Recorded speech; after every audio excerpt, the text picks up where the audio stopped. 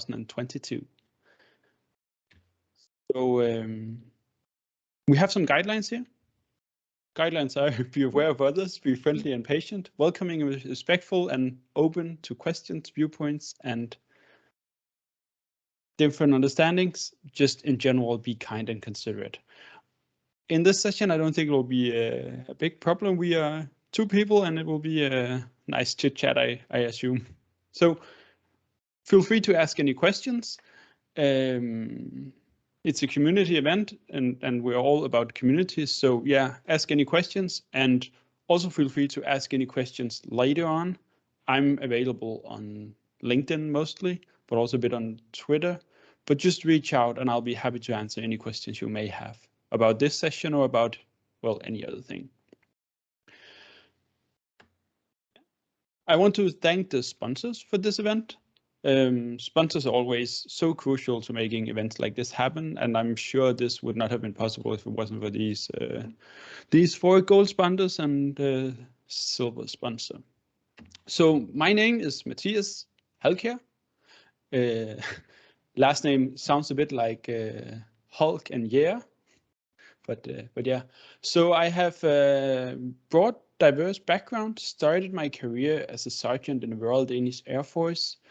Later moved on to become a product development innovation master. I was very sure at the time that I wanted to go out in this world and create these magnificent physical products. I mean, just like, yeah, you can see like Apple products or stuff like that. But I was offered that chance, and I did it for a bit, but at some point along the way, an IT project, and specifically one with data in it, landed on my desk. And from that moment, I've been working exclusively with IT and haven't looked back. I mean, I found my passion. I found where I belong. I found the best fit between skills and opportunities and my experience. So I worked with a lot of different technologies, ERP systems, CRM systems, marketing automation systems, and BI systems for a bit, but wanted to pursue the discipline that I had the most passion about, and that was for sure going all in on business intelligence, first as an in-house consultant and later on as an external consulting, where I'm at now. So as I said before, feel free to then you can see my my link for LinkedIn on top of this page, and I'll share it in the chat later also. Anyway, we are not here to talk about me. We're here to talk about you, because the session is called Paginated Reports. Let's get started. But I realized when preparing for today that it's actually not about getting started, it's about getting you started. So I'm actually going to approach this session slightly different than a regular session. We're more focused on making sure that the participants, that you guys are up to speed, that you follow the exercises, the demos, and that we together actually create something today. That's my goal for today. That at the end of the day, that you feel this is manageable and you created something that you can look back on and say, okay, it's actually possible to work with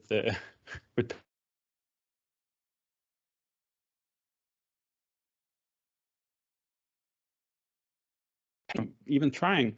And it is a bit complex, but not as much as you could fear. Yeah. So let's jump into it and talk about why we would even use paginated reports.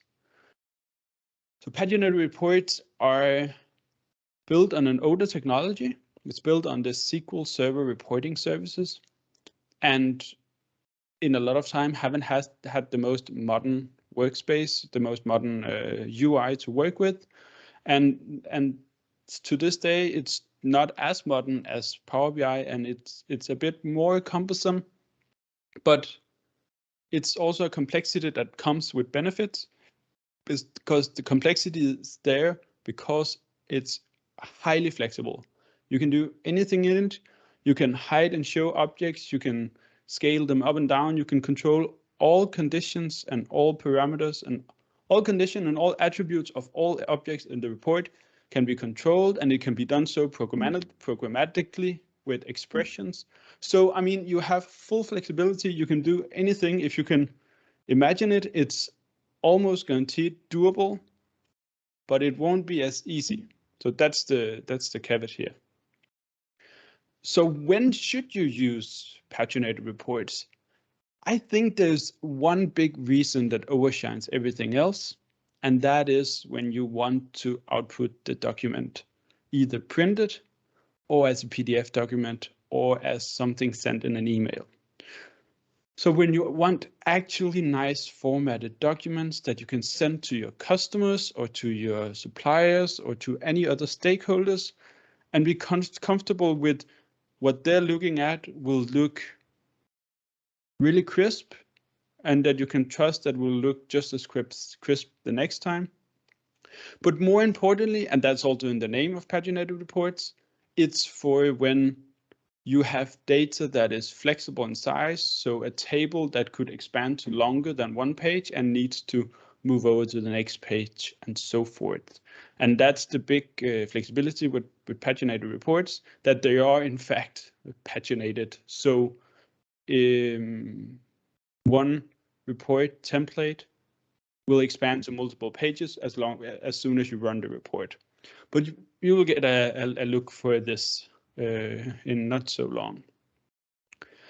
So before we jump into actually trying this out, we should talk about pricing, because for a long time, paginated reports was just not accessible to most end users.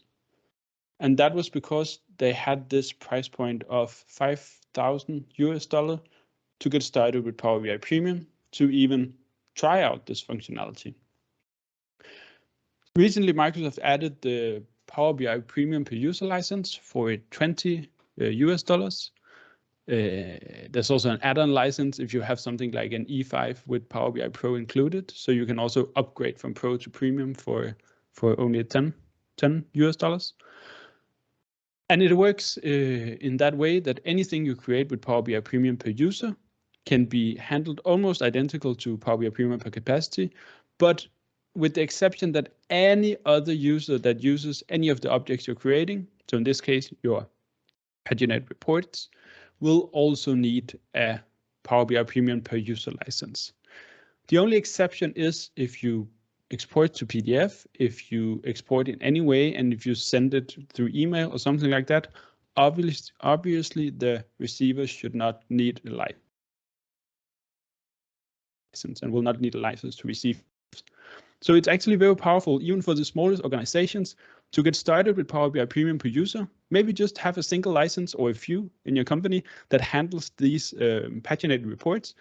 And those single licenses can still be enough to send out hundreds, if not even thousands of nicely formatted PDFs every day, week, month, year, whatever interval that suits you the best. So do you have any questions about pricing so far?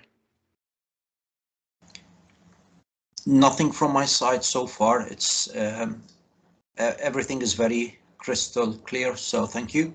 Good. We'll move on to the actual workshop then. So I've preferred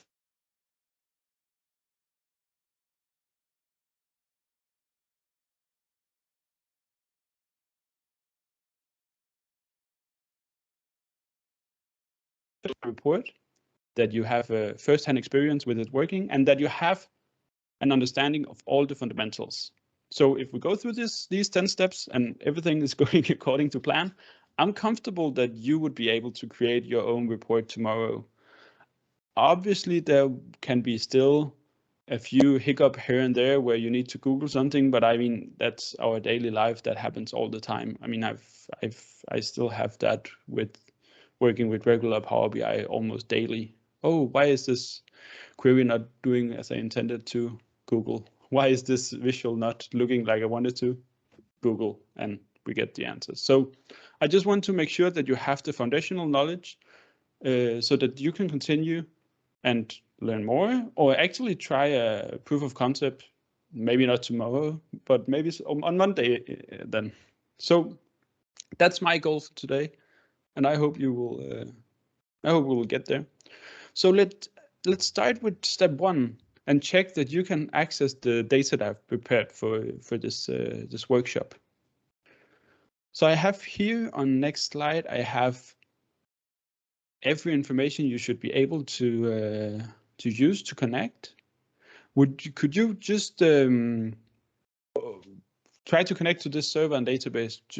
Just in Power BI is fine, and you have the username here, and I will write the password in the chat.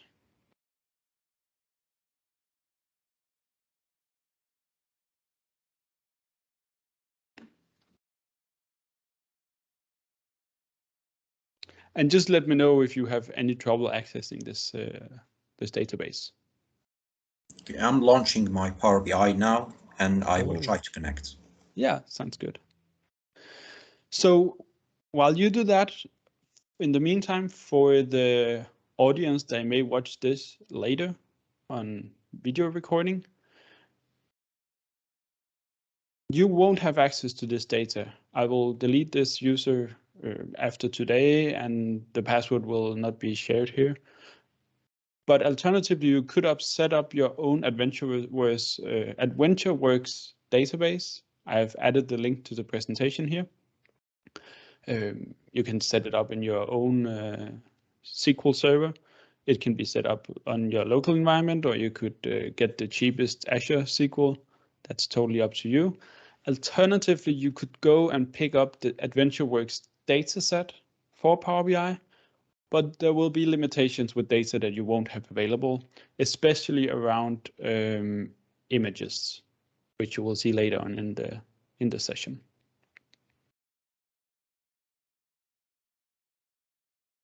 Cool. So so Hash, do you have a status so far? Are you able to connect and get some data from this? So far, it asked me for the credential for the. So I'm going to use the username and password provided on the slides. So let me type that in. Yeah. I'm also going to do the same steps here, just so we can trace if you do something out of differently. interest, the password, where did you share that? Because I can't see any. Yes, it is in the Teams chat. I don't think we have a Teams chat showing because this is an event. Aha. All right, but that's fine. I'll just make sure to change the password after. The password is Paginated 2022. Okay. With a capital P. Okay, cool.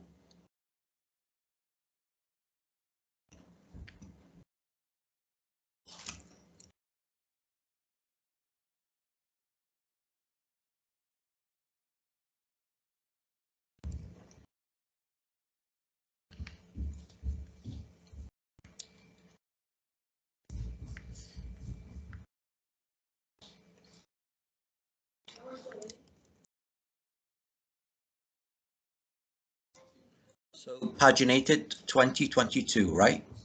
Yes, correct. Well, where's the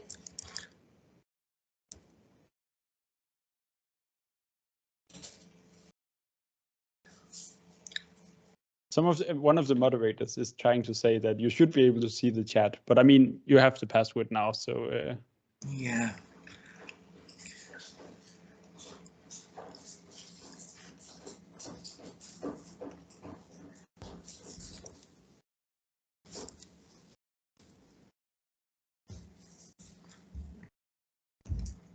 I'm not able to access, couldn't authenticate the credential, so I'm not sure if it's. okay. Let me just spell it out here, just so we are paginated like this.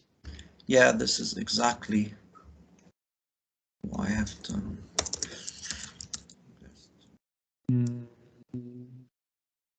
Could there be? There could be. Let me just check. May have forgotten to whitelist all IPs. Could be explained. Okay.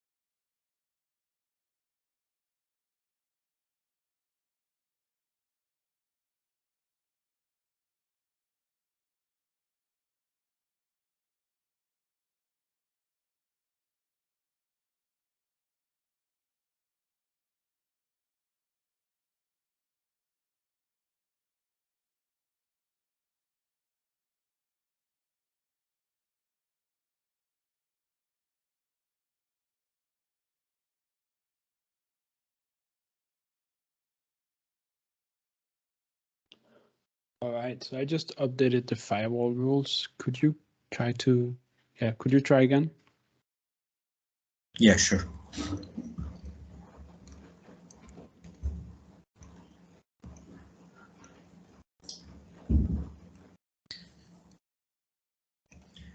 Nothing yet, but I will assume it need like 5-10 minutes for the synchronization to happen on Azure for that to work, or would that be instant?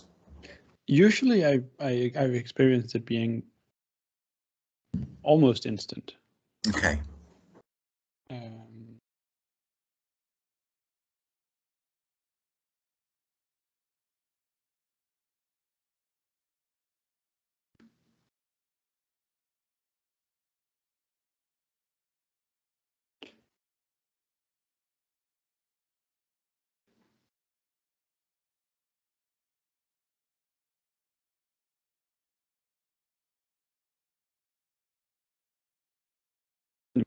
And actually just jump to step 3, which is installing the paginated report builder. So if we do that for a second. Here you go.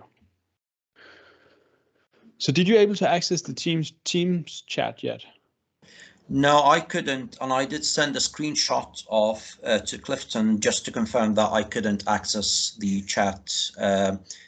And again, this is because it's an event; it doesn't show me. Yeah, that's fine. So instead of following this link, I did, like, by the way, I did download the Power BI report builder and just installed it while I was trying to connect. Awesome. So we're already a step ahead. Great. So I can just say that the Power BI report builder was a tool developed, I think it was in 2019. So it's relatively new.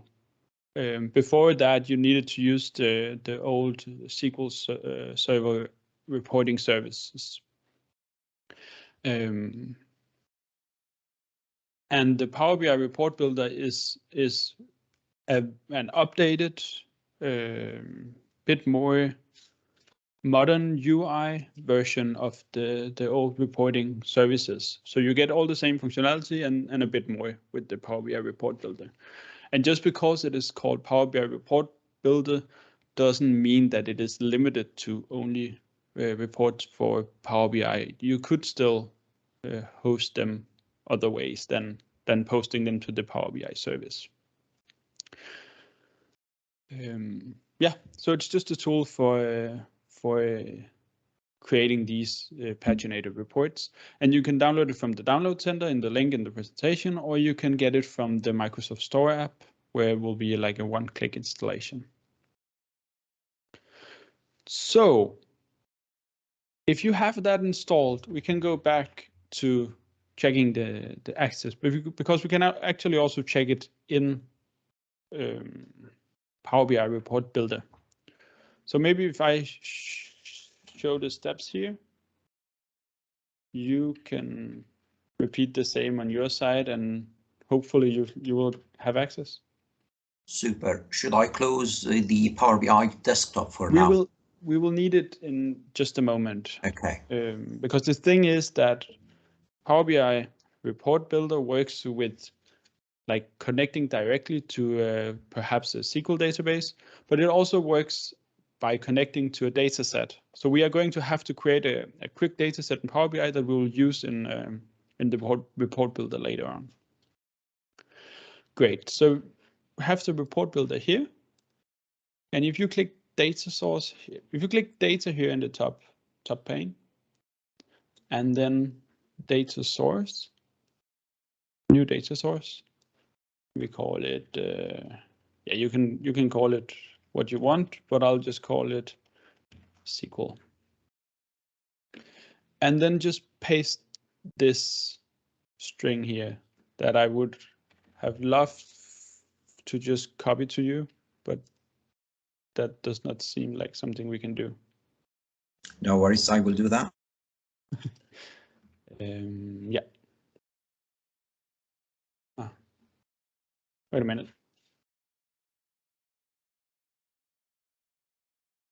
I'm just going to move this window here so you can see.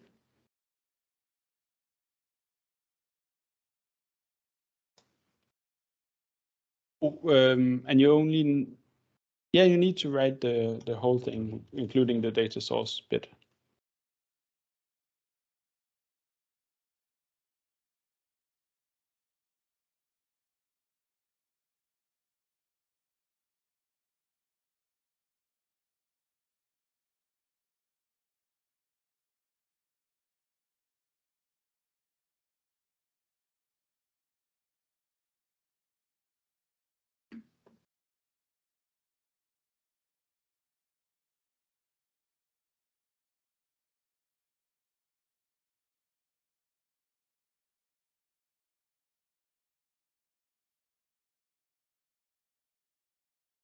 Yeah, I'm just having a weird issue, but this might be on my side.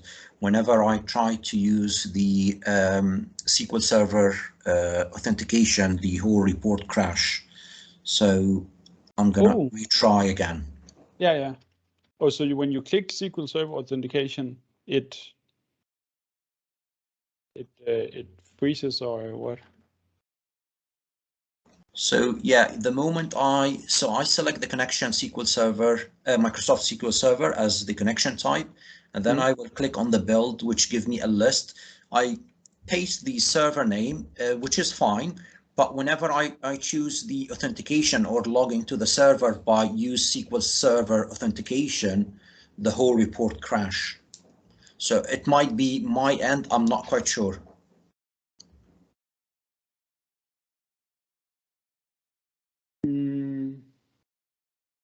I am neither. Actually, I'm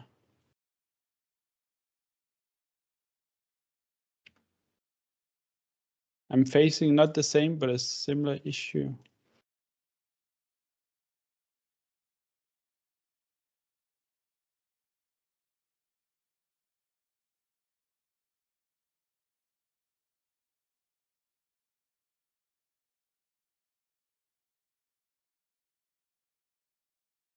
I would assume that this is a new bug in the new release, maybe. I mean, I tested it yesterday, so it shouldn't be from that. Okay.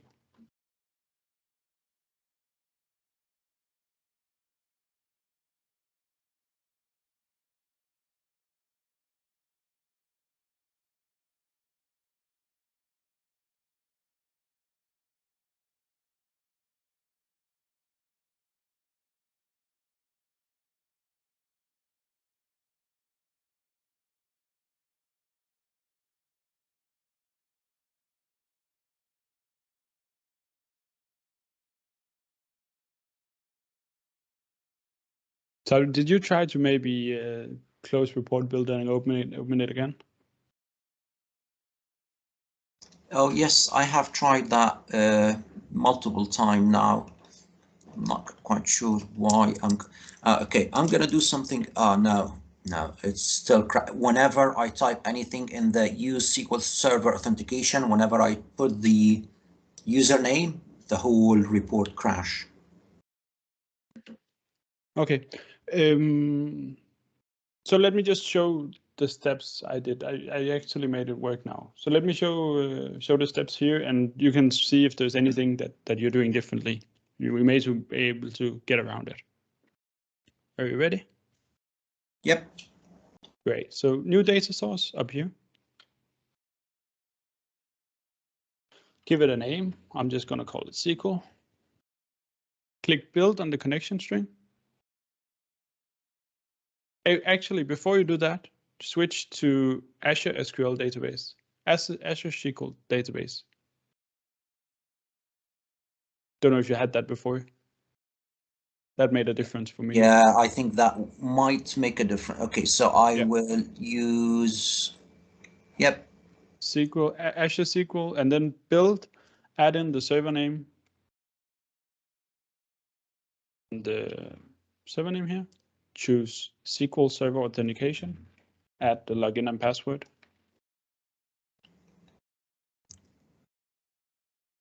And then I wasn't able to choose the database. I could only make it work by manually writing it. All right. I will uninstall my report builder. I don't want to hold you back any longer, so you can carry on. Sure thing. Yeah. But it didn't work either this time. It keep crashing, so I'm not sure what happened. It could be an update on my end or something else. But I'll try in the background. Yeah. Yes. Please carry on. Just give me a heads up. I'll just carry on. Okay. So let's skip it for now and then go back to Power BI, because as I said earlier, the sources that you can use in paginated reports. We'll come more back to sources in a later slide, but for now we just need to prepare something we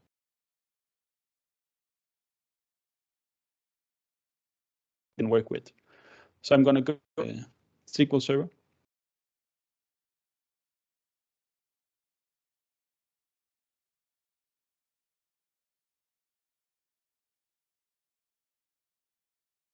Import it. And you will see a lot of dim and fact table. So what we're going to need for now will be dim product, dim category, product category, dim product subcategory.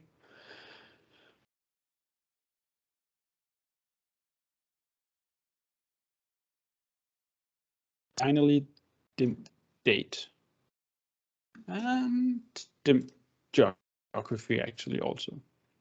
So one fact, that's the sales fact, then some product dimensions, dimension, and time dimension, time and date dimension. Just load them in.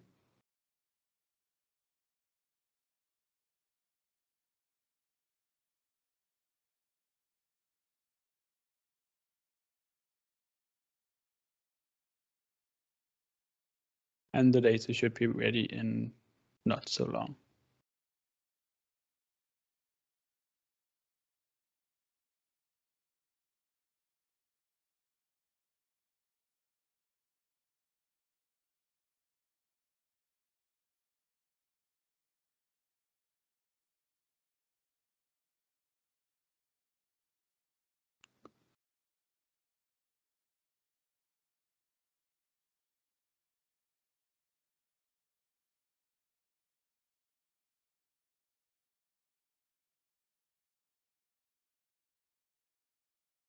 The technology is not with us today. I think it's part of the storm. This is the tail of that storm that we're having in Europe. I think so too. I'm actually having to do this on my phone as an internet hub because my normal internet is not working so well this morning. Anyway, the data has been loaded. And will it give us a chance to see it? There you go. So because this already have a neat data warehouse structure, all the relations are actually going to build themselves. So that just makes it easier for us. The only thing I want to check is that the dim date is having the right active relation here. But I can do that easily up here. So here the date is active on due date. I actually want that to be order date instead. Small thing, but it'll make a difference. Okay. And we're also going to prepare a few measures. So completely standard, make a measure table.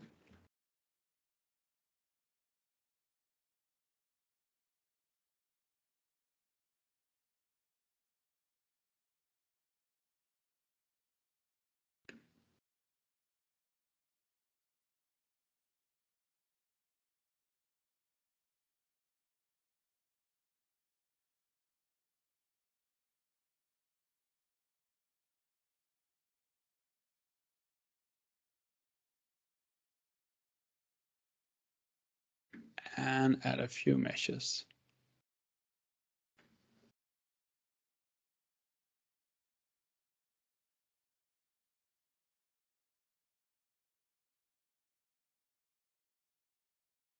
So were you still also not able to connect to the database through Power BI?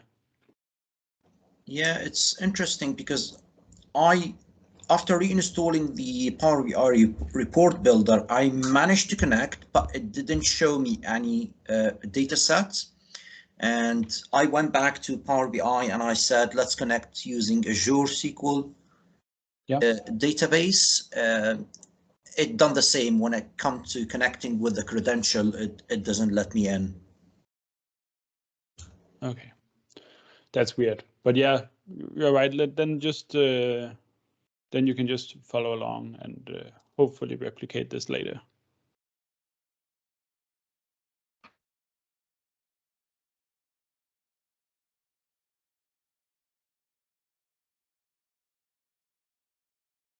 I'm actually just going to skip ahead, make sure we have time enough to actually look at reporting the report builder and use a data set that I already prepared.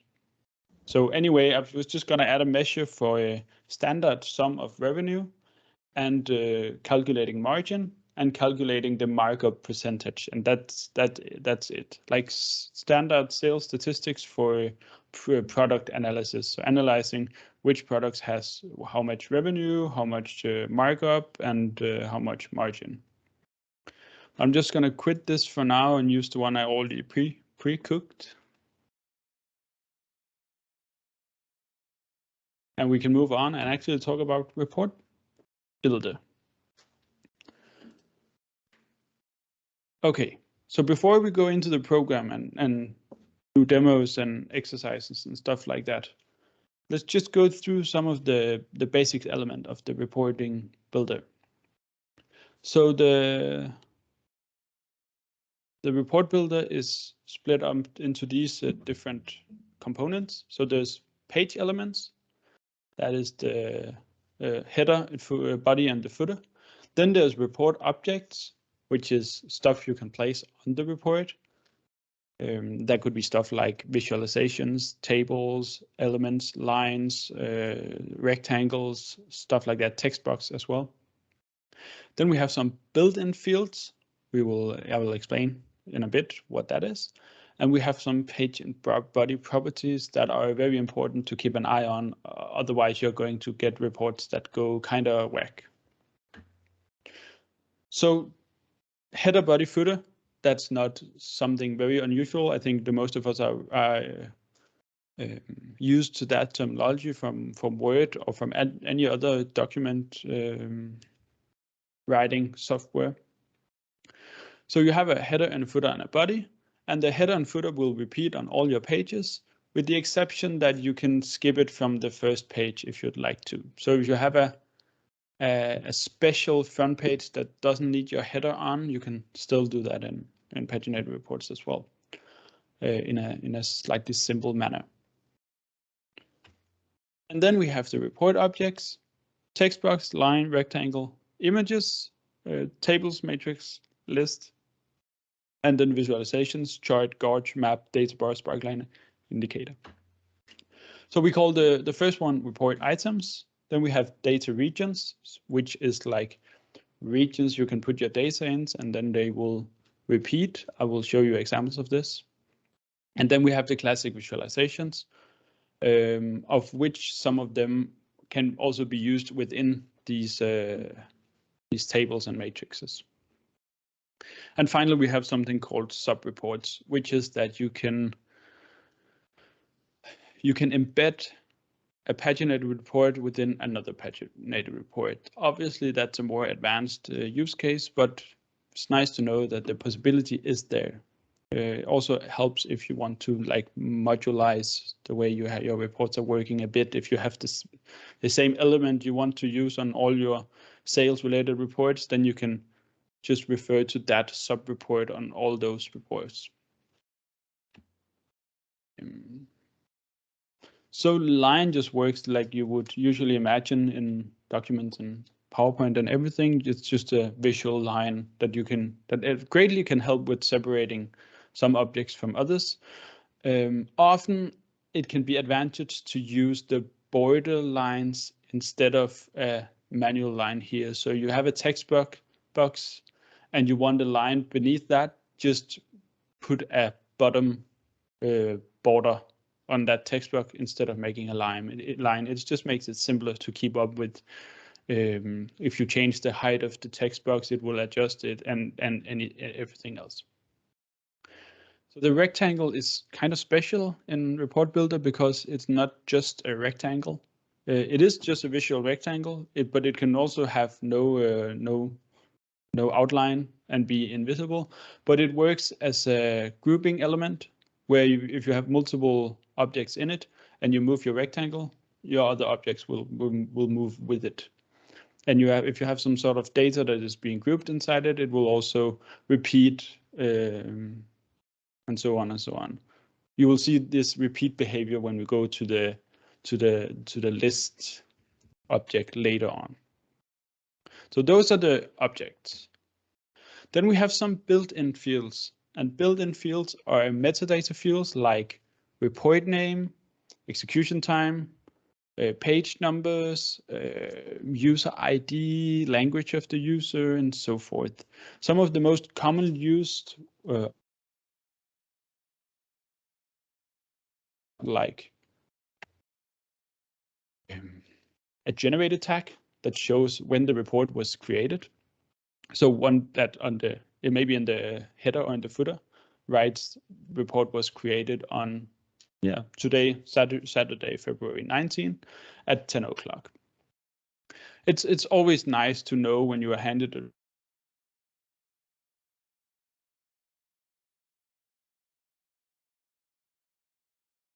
these are reports that are being sent out, possibly being printed both within our organization, but also by our stakeholders, our customers, our suppliers, and so on.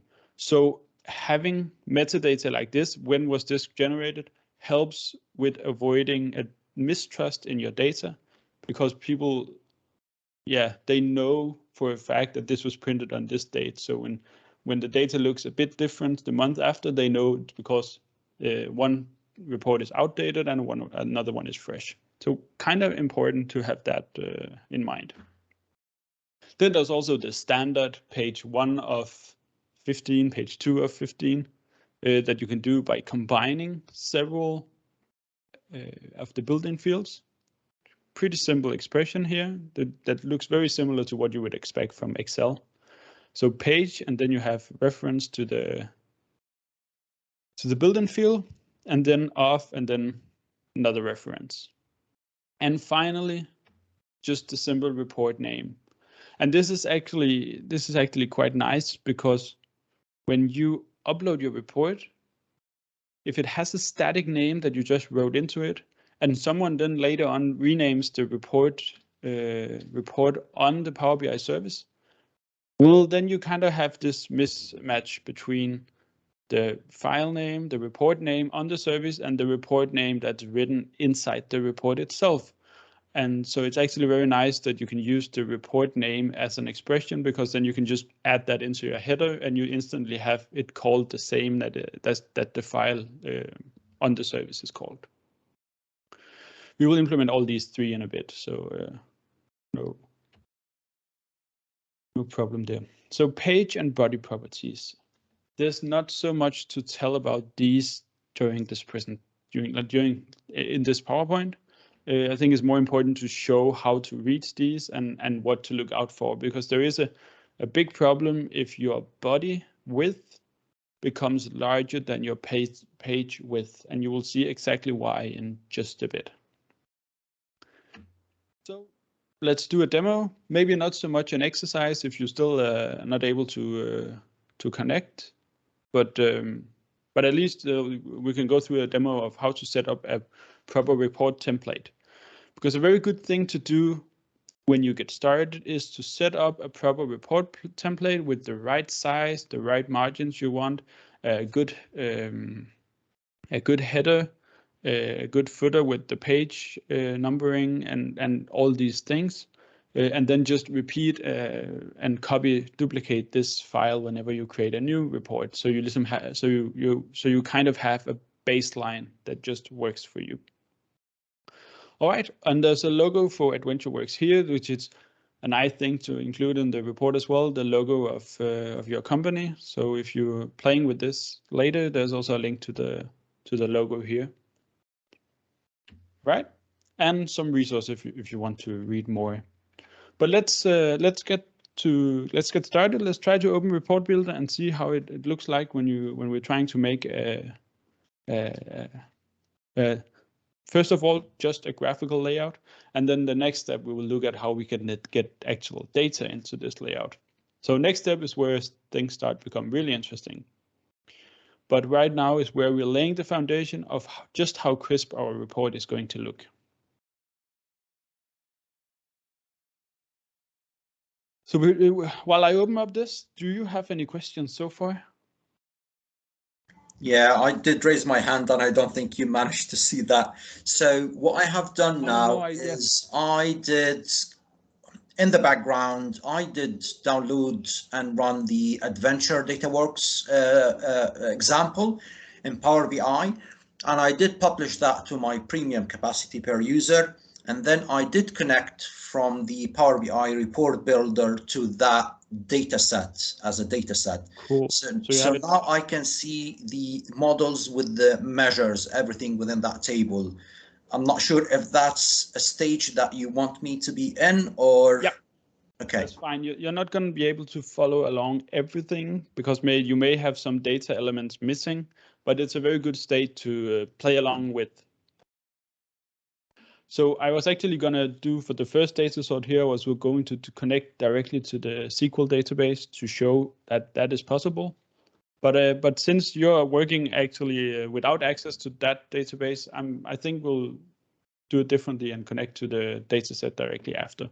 But before we connect to anything, let's just talk about the layout, because of course the data is the most important part. But if you mess up some of this layout stuff, you're just going to have a report that starts acting very, very wacky. Okay, so the first thing is, I assume you're working with the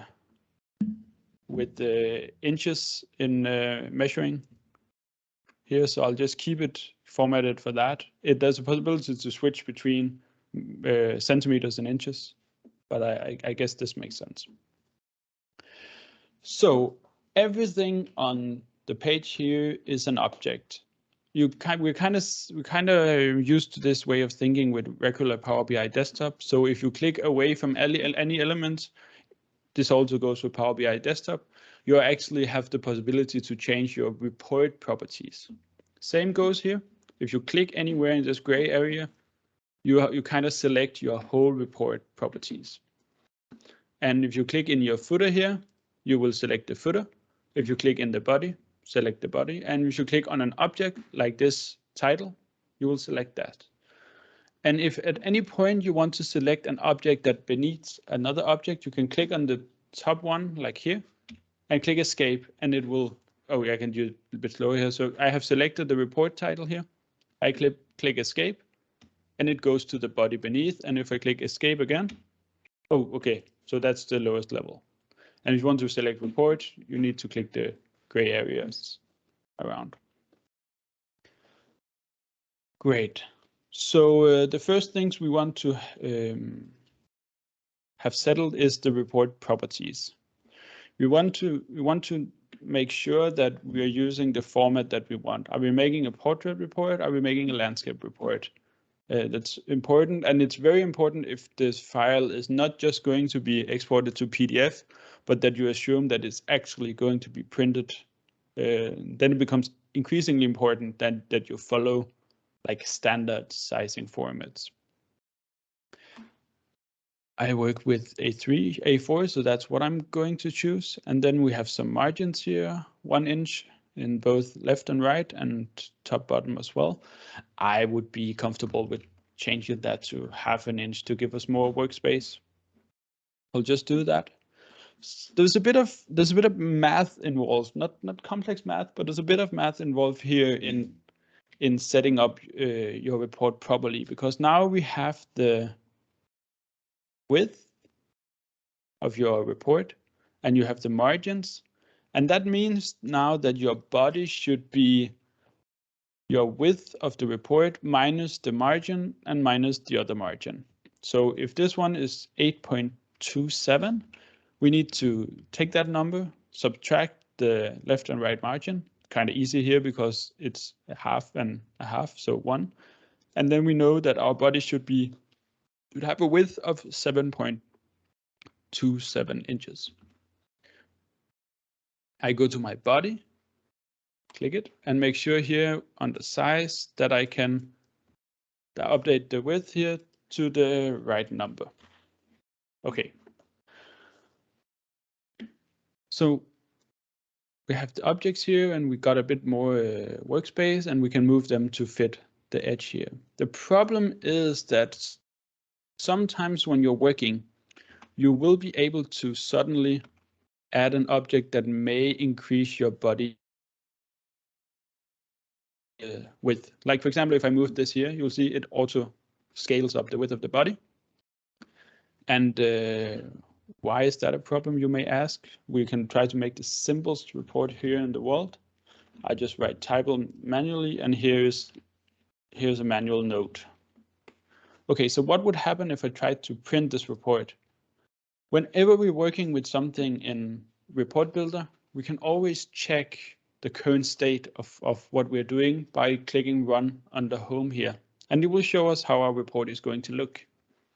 So I click Run, and you will still see everything looking kind of fine, because that's because we're seeing the kind of the render view. But what you're actually interested in is the print layout. How is this looking when it's being printed or when it's being exported to PDF? If you click, you will see the problem. You now have a page with the title, this execution time down here, and another page with note. So what happened is that because the width was too large, it started printing on 2 pages, and that is not what we wanted. So we need here to move this back, readjust our body to 7.27, and then we can move it back and make sure it doesn't expand it. And suddenly everything should look much better. Single page layout. Okay, so we have our bodies and report dimensions under control, and we want to add a header. I would recommend that we add a placeholder value here where we use built-in fields. So you can just go to, yeah, there's two ways to do this. You can right click here and click here on value. And then you click on the expression tab that lets you add like programmatic logic. And you can do lots of stuff here. I mean, you can use the built-in field, but you could also go about doing actual logic and say if something equals 1, then show this title, and if it doesn't, then show another title. So you have full flexibility here with adding any logic to any element of your report. So dynamic headers, even dynamic size of the header, even dynamic color of the header, or if it's bold or not bold, and everything can be manipulated through logic. But here we just want something kind of simple. We want the report name to be the header of the report. And we say OK, and that's it.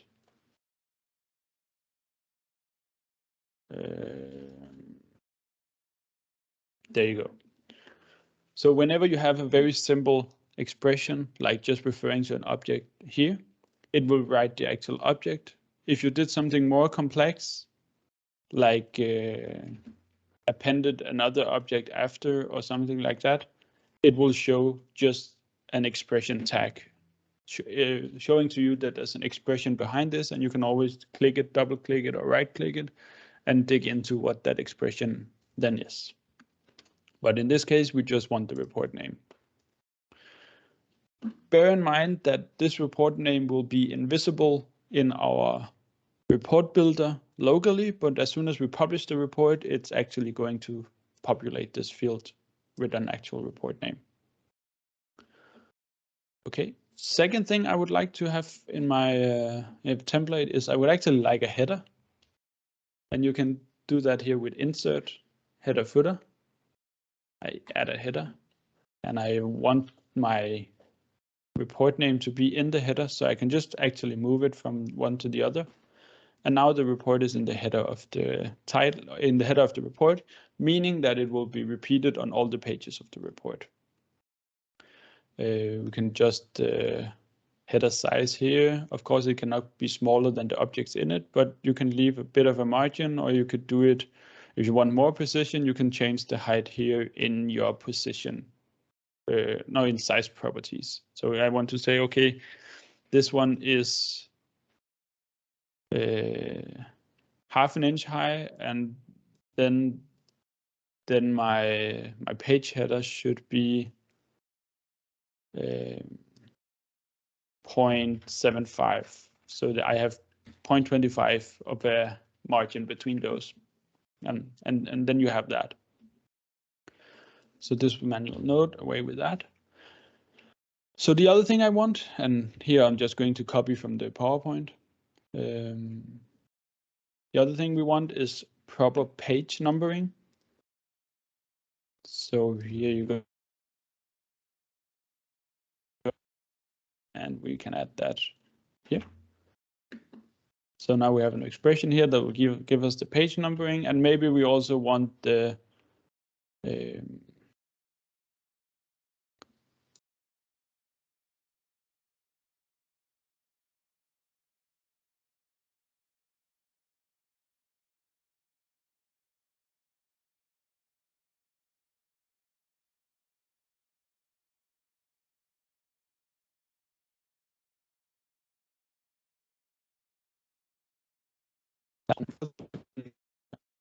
between run and between actually editing to see if what we're doing makes sense.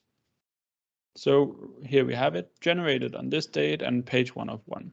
That looks good so far, but still not lagging some crispiness. One thing you can do is you can add like a what's called border. Where did that go? Border color there. So bottom here, we add a black border with a width of And you can see here, just like any other element on the page, you could even control the bottom border with expression. So anything can be programmatically exploited. Of course, many of the options wouldn't make sense except for very extreme use cases, but just know that the option is almost always there to do it programmatically. So just added a bottom for this for, wait, where did it go?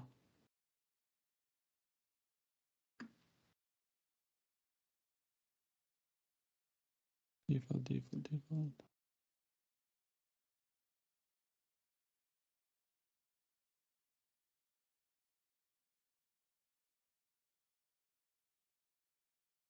And border style. Border style should be solid, for example. And now we have a line that will help us in the report.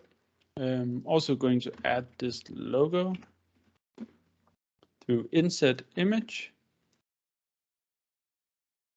And I can import the image, but first I need to actually save it myself.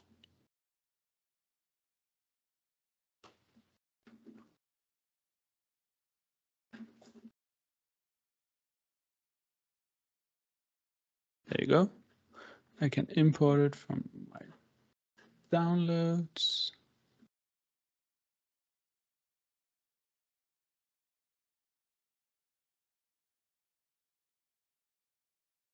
That's strange.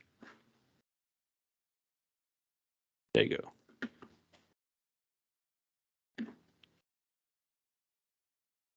And there you go. And we have a logo also on the report, which we could add. I think I would like it to be added in this top left corner.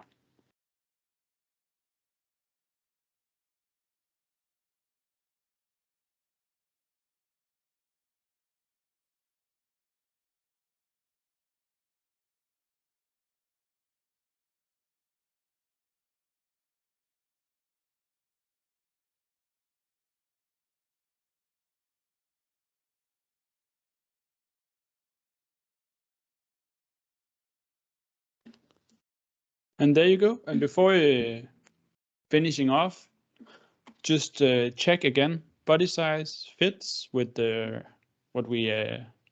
body width fits with what we have defined, because if it doesn't, you will have the problem of multiple pages. And here you have a template that you can save, you can reuse every time you're going to create a new report.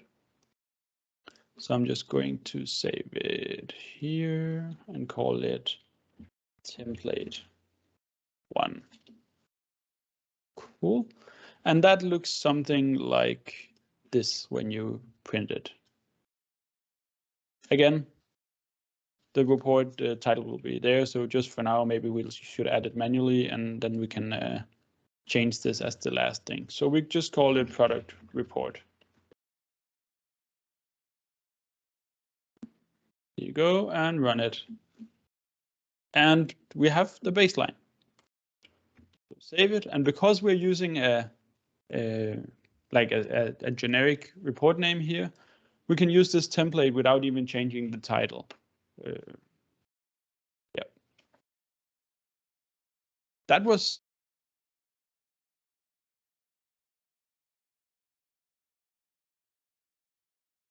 raise hands, at least not any longer, but if you have any questions, we can take them now. Otherwise, I'll just move on to getting actual data. All is good on my side, thank you.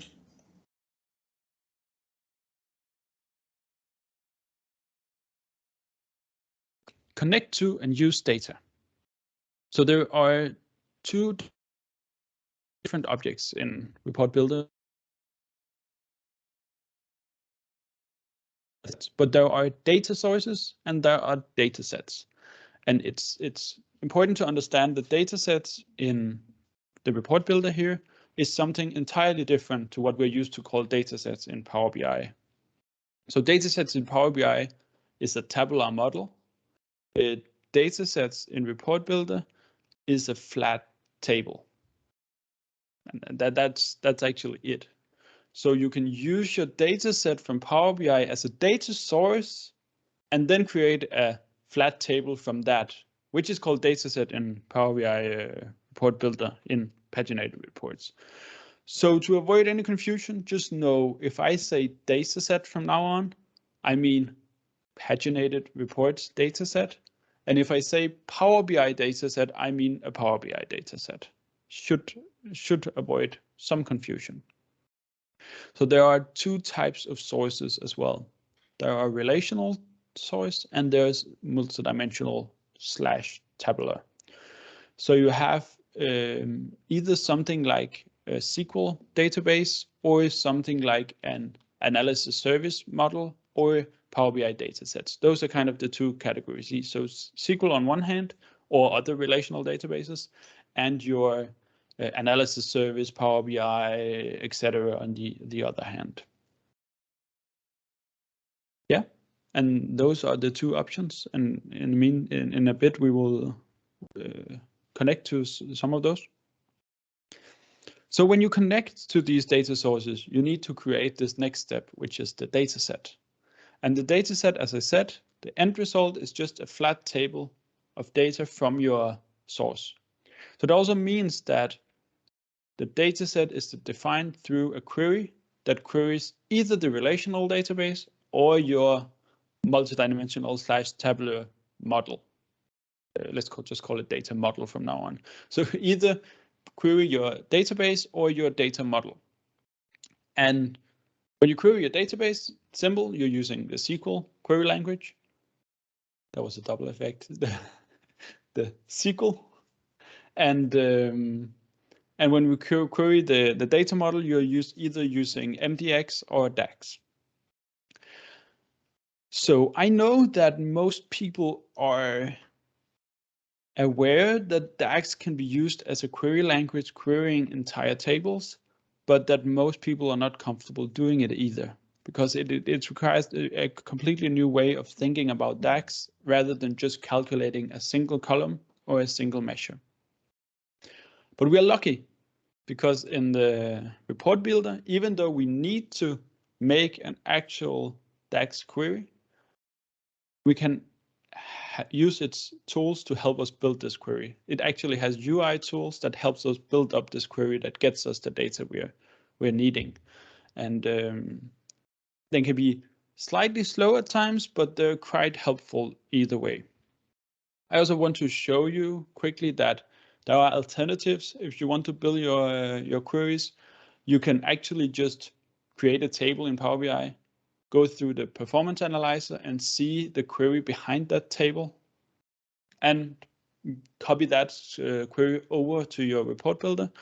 Or you could use DAX Studio, who also has a query builder UI, and use that to help you build the query you want. So all of those can work, but I just want to add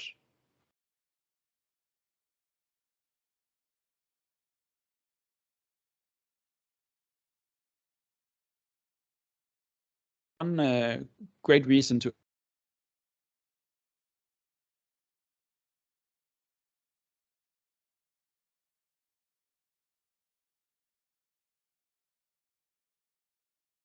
actually try to use the built-in query. There's some aggregates where when we choose specific way of aggregating data, you will not be able to have it do this automatically for you unless that it's a built-in query that it made itself in the report builder. So I will show later exactly what kind of aggregation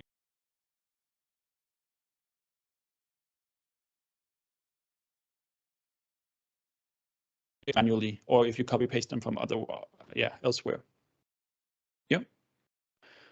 Then we have something that's called fields, and fields are, well, that's fields, that's elements of data from your data that you pull in. So if you pull sales numbers and products, you have two fields, product name and sales amount. So fields are very similar to columns in Power BI, and calculated fields are very similar to calculated column, except they use a different syntax. They use this native syntax that are in Report Builder, and doesn't use DAX or SQL or MDX. You can always add fields in your DAX query or in your SQL query if you know how to build that query manually. For example, adding a select and then one column with some logic as something. But here you can also learn that you can also do it with calculated fields in the report builder. Then we have filters and parameters. So filters is a way to pull in your data and then filter it down to the subset that you need. So actually, I want to make a quick drawing here. Can I do that like this? Yeah. So if you have a table here with loads of rows, you pull in the whole thing, and then you use your filters to say, actually, I only need these 4. So we filter down to those 4, and we forget the rest. But what's happening with filters is that you are still pulling in the data from the rest. You're not saving your query from having to get this data. You're just filtering it afterwards. What you can do instead is that you can instead of doing it like this, you can actually set up a parameter here. So you set up the parameter here and say the parameter should only include data from this. And then you inject this parameter into your query so that it's not even trying to look at all these data around it. It's only taking the relevant rows from your data. So parameter is almost always better because you're reducing your query and therefore increasing your performance. So parameters are good. Filters are ubiquitous.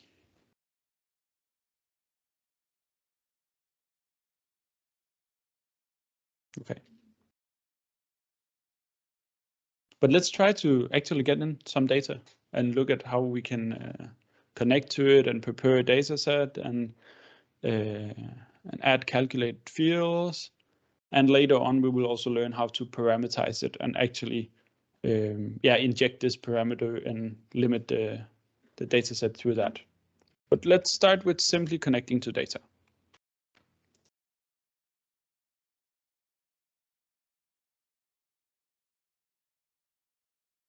So we have the template, we saved it. We could have closed the program, opened it again. Actually, it's a good idea to save the template now. Keep the template as is and save your report as something new.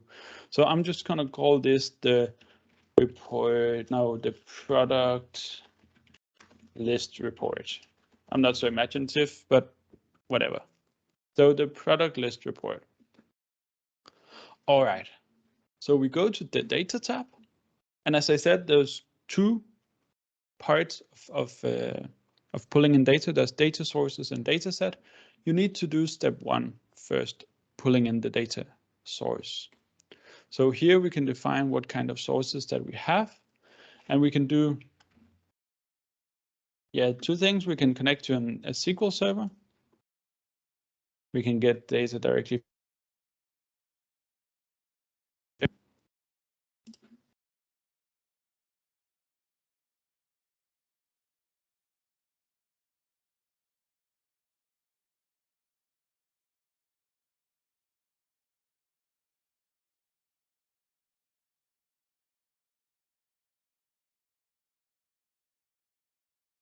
There you go.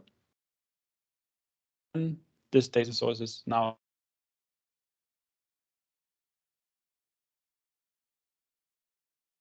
And you can add a new one, and there's practically theoretically no limit of how many you can add, not to my knowledge at least.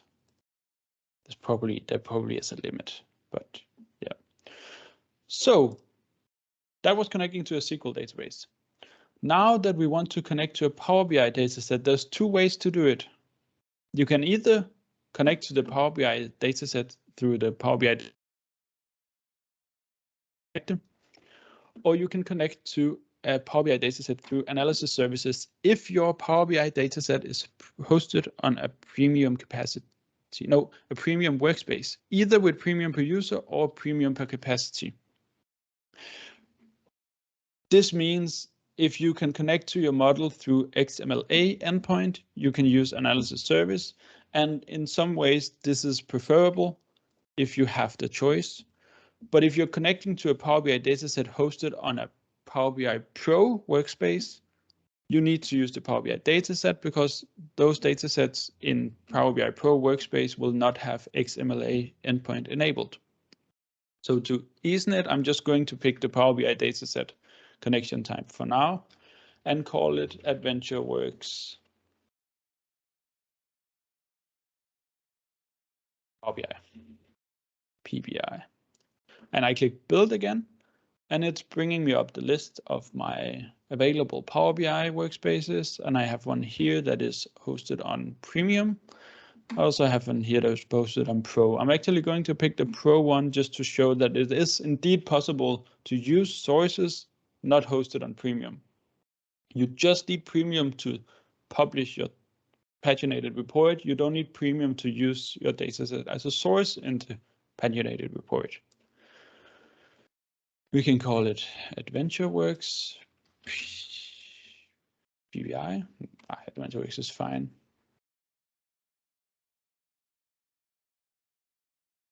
Oh yeah, and it builds the connection string for us. I can click OK. And name kind of spaces. Okay, that's fine. So okay, so we have now two sources: your PBI source and your SQL source, and we can start building data sets. So the objective here was to build something that would give us an overview of our products. That's the objective here for this report, a list of products, a product list report. So we connect to our Power BI dataset. Are you following along so far here up until this step? I just don't want to rush it if you are. Yeah, I'm very comfortable with every step so far. So yeah, I'm following in the background. Great. So we can connect to the Power BI dataset, and then we need to input the query. And this is where, as I said, there are different options, and I prefer to use the query designer because of the limitations I mentioned that we will see later. So first, I'm actually going to show the alternatives, and then we'll do it the right way at the end. So the alternative would be one, to build it in Power BI. Actually, no, my Power BI is incredibly slow today, so I'm just going to, yes, we'll try it. We'll see.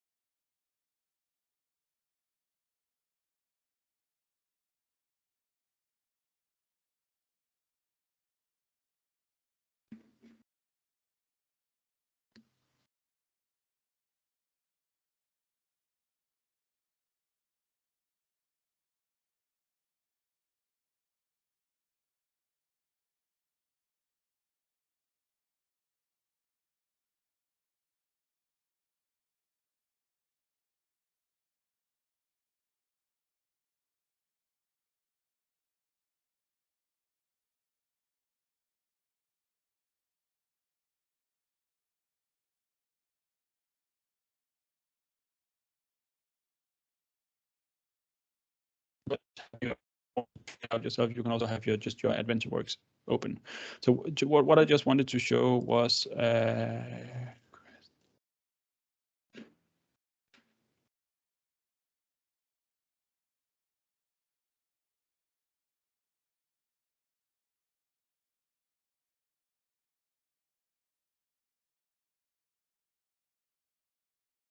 let's skip this part.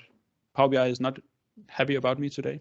We'll close it and save now. We just wanted to say that you could have used the performance analyzer in Power BI, create a table with the data you need, use the performance analyzer, and that will tell you the query behind that table. It can be very good if you're making something really complex, but I find that the query designer works plenty fine for most use cases, and doesn't come with the limitation of having to edit the query manually every time you want to make a change. So we'll just use the query designer here. And I don't know if I assume the AdventureWorks dataset also have actual measures and not just implicit measures like sum of revenue and stuff like that. So what I want to pick is some product info. I want to get the English product name. I want to get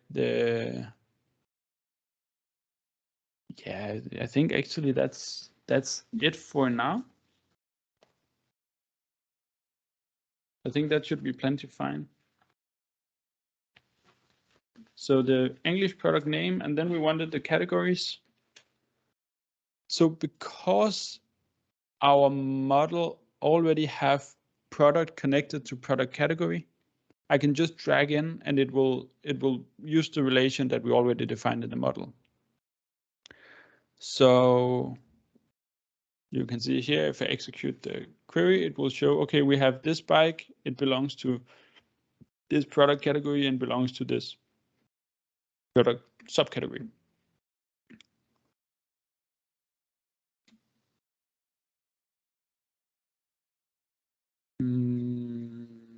That does not appear to be working actually.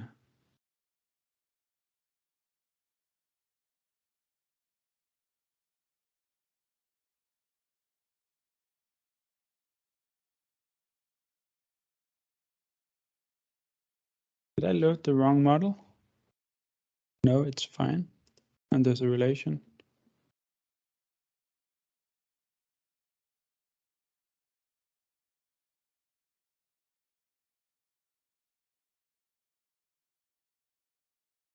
I'll try to remove it and add them in a different order maybe. So product and subcategory, those are connected.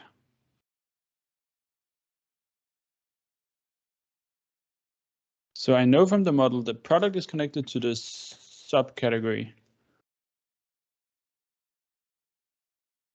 through the subcategory key.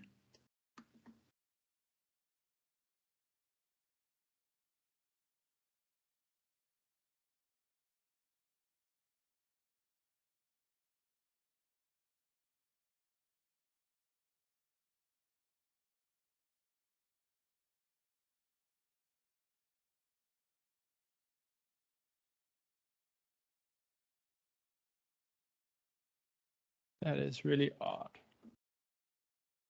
Why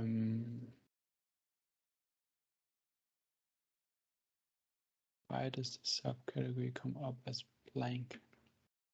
Okay. Something is obviously wrong within my data set. I have no idea what it is. It wasn't yesterday, but since I'm also have trouble opening the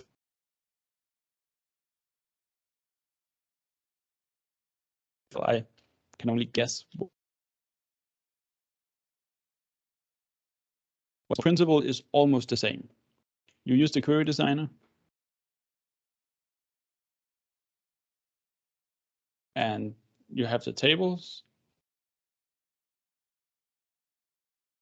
and you will be able to take, for example, and get the product name here at that, and then also some metadata. I would also like this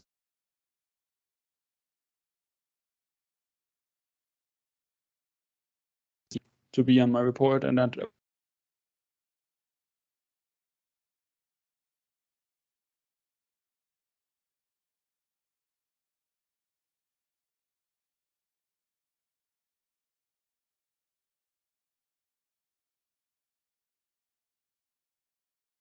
would actually very much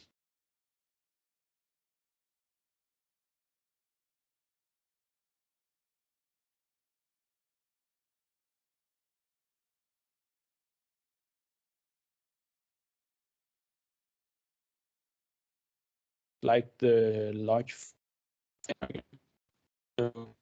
English product name, product key, product image, and that is it. Oh, alternate key, not subcategory key.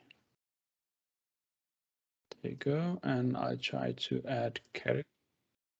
No. Any other?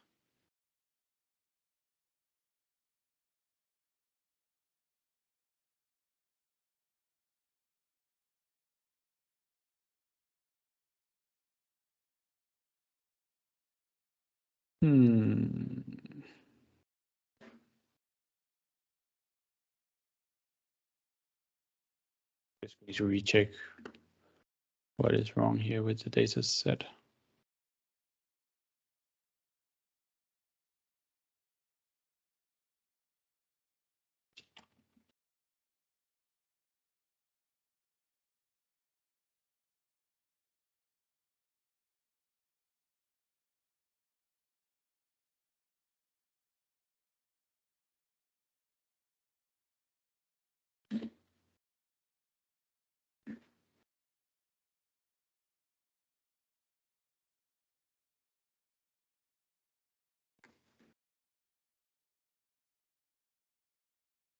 And we are back, and now I can get all the information. Okay, so again, product name, some sort of product ID, photo, and the categories. So I want the English product category, and I want the English product subcategory. And you can see here in relationships, I can ask it to auto detect. And if I look here, it's already detected an inner join between subcategory and product, and between subcategory and product category.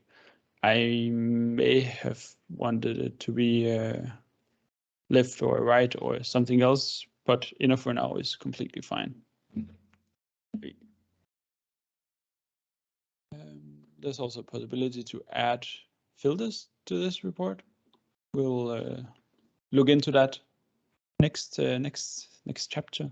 But anyway, it generates a query here, and everything looks fine. You just go, okay, give the dataset a name, for example, product sales. Wait. Yeah, I forgot that value. We also need a fact. We also need some actual measurable fact. So if I go to my internet sales and pick, for example, sales amount, you will quickly see that if I run the query, that we are actually running into a bit of a problem, because the sales amount is not aggregated. It's just loading all the distinct unique values of sales amount, which is definitely not what we need. This is not even the lowest granularity of data. This is just distinct values. So even if we took the sum of these rows, it would not give us the right aggregates. So that's not how to do it. You cannot have implicit measures in this way. Oh, what do I mean? No, you need to define how it should be aggregated. I mean, if you're using your Power BI report, you need to use measures. So you need to pick a measure for the sales amount that already has the definition of how to aggregate. For example, sum of sales amount as a measure. You can pick that, but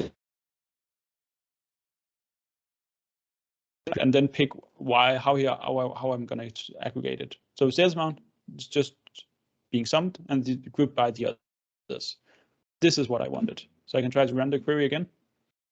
And it's hard to see that it looks much better, but there was a lot less repeats and a lot higher numbers, signaling that this is in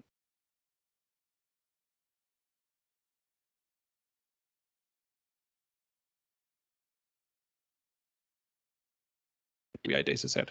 So you need to have a proper measure setup in your data set. You need to have measures for everything that you want to use as a fact in the Paginated reports. This is not something special. It's actually, it has always been best practice to do it this way in Power BI report. Have anything that are fact-based and not something that should be grouped by, be a measure. It's always the recommendation, and even more so here because you cannot use the Power data set if you don't have those measures. Great. I'm clicking OK. I'm giving this a name and I call it product sales.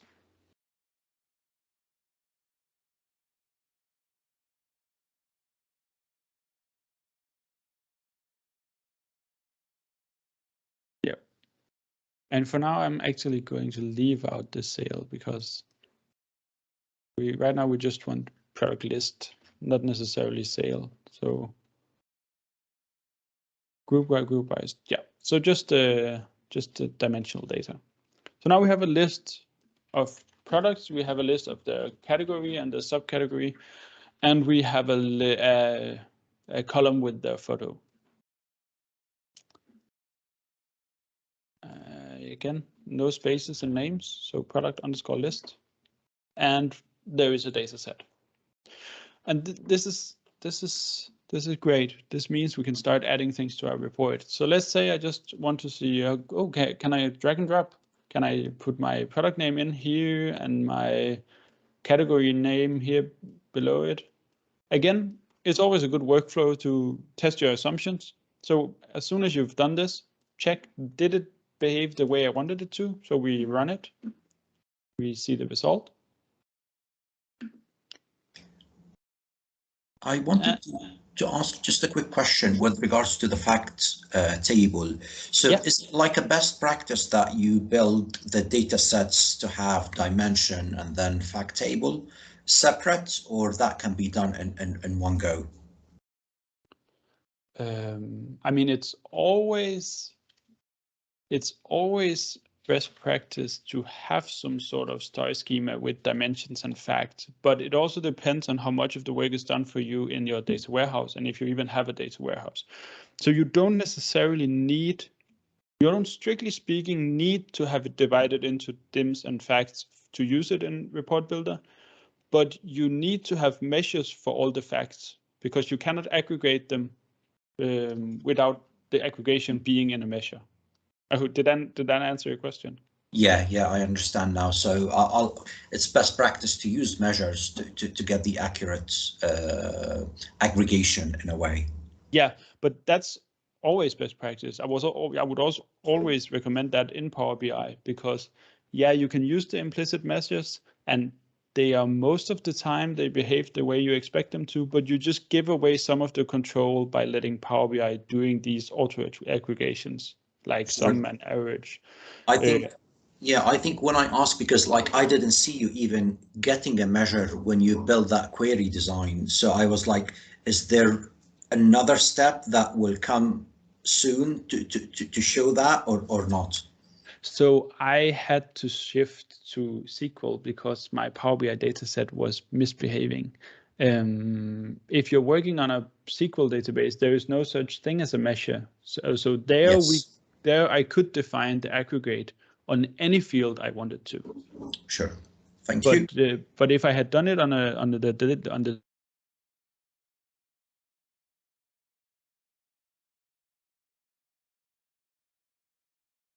find the measure that had already made this sum of sales amount for me. So it's kind of a limitation with using Power BI as a source, but it's also a limitation that forces you to do it best practice. So yeah, pro and con. Anyway, I just pulled in these two fields here. And as you can see, we only got one value from each, but we actually pulled a whole column of values. So something is preventing us from seeing all of them and only showing us one of them. And that's because we don't have a so-called data, what's it called? Data pane? no, data area. I don't remember the term. The term doesn't really matter that much. It's yeah, it's these 8 data areas that data should be in. So there's 3 ways to define these areas. You can insert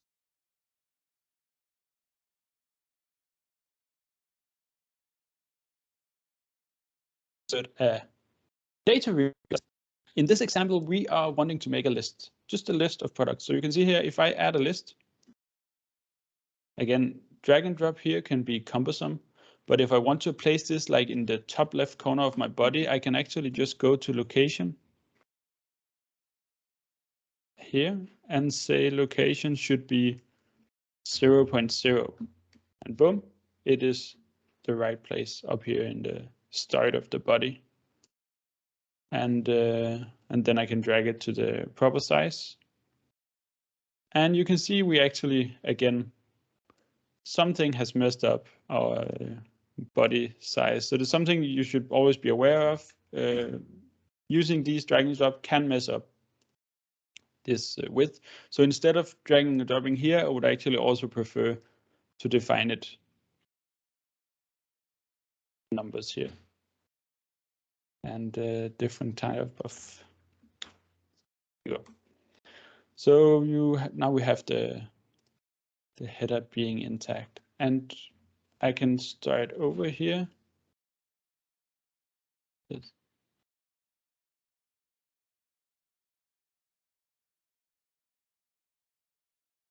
So if I just remove these elements, now we have what is called a list.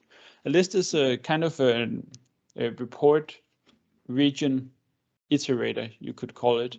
So it will iterate the groupings that you put in it.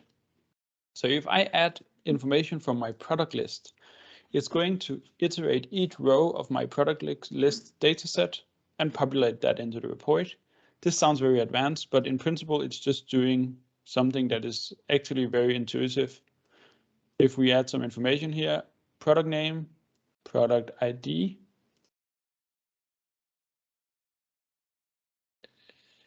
like this, and maybe category up here. You'll see because the list is same as a rectangle, it actually carries the objects within it. So if you move the list, the object is going to move with it. Okay, so I added product name. I added, I'm actually a bit curious why it's aggregated these. This is not what I wanted.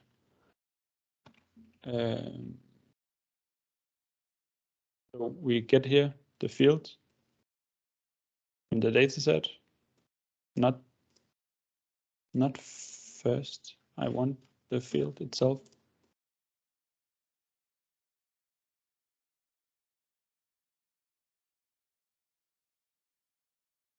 And just gonna pick the format from here.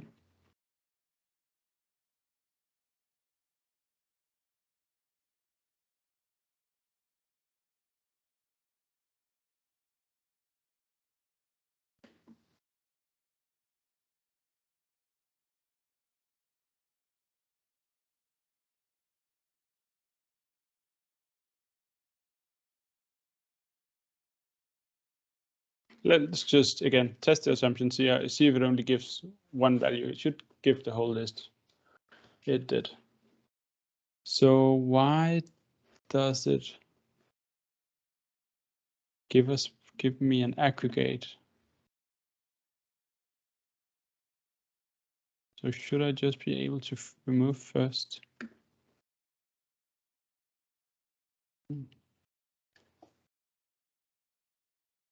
That's English product name value.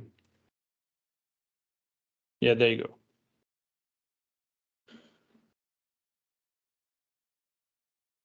So this formula should never have been used. It's just, I would just want product name.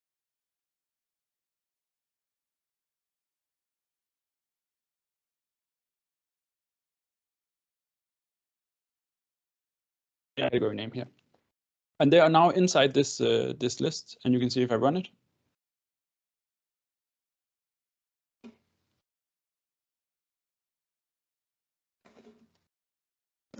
That's still not working for me.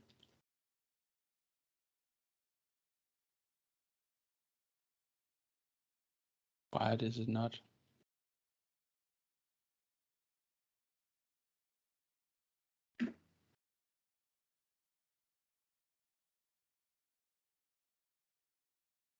I'm just gonna pick up something and check.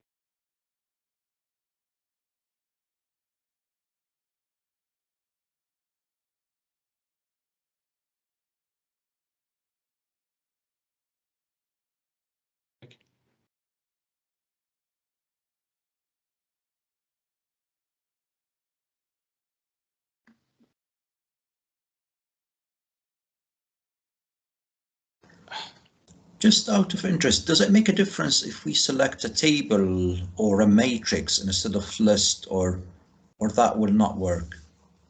It should do the same thing in a way. I mean, we can try to do it as a table instead. I just wanted to show the list feature because it's actually a really neat way of showing a list of items. Anyway, it's working here. So let me just quickly check if there's some setup that I missed. So there's a list here. This list has a group. Can you not open different windows?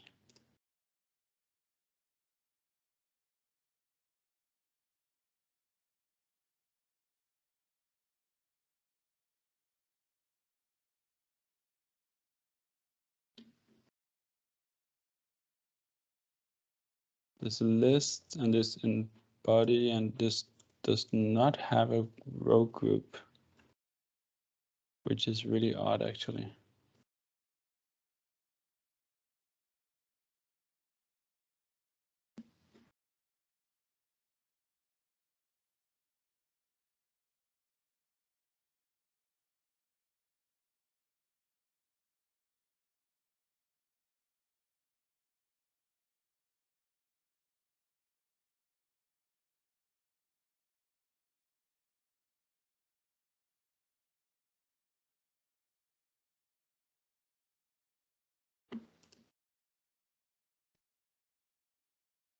I may have chosen the wrong thing, or I don't know, but either way, by redoing what I thought was the exact same steps, it looks much better. Because this one now has a grouping.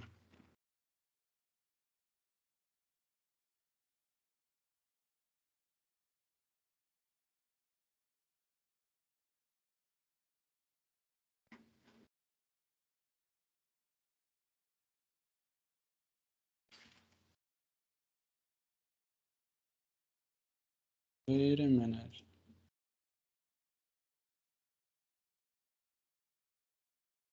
There you go.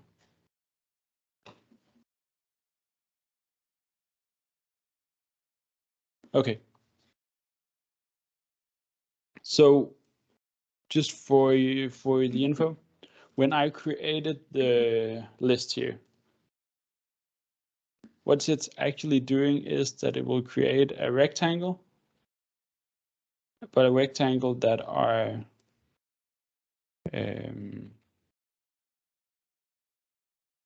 so you see if I move it, a rectangle that is placed inside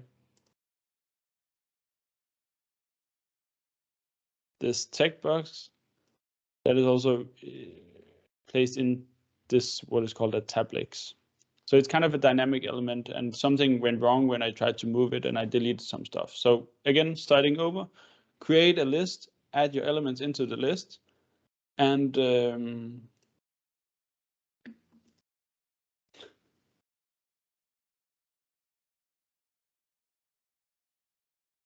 please don't crash.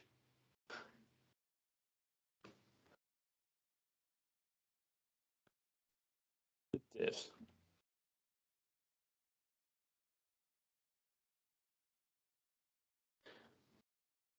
Let's just prioritize looking into the tables as well, because there are probably also some of the most important things. But just you see here, same principle here. we don't have a title here, we can add it manually. So product lists.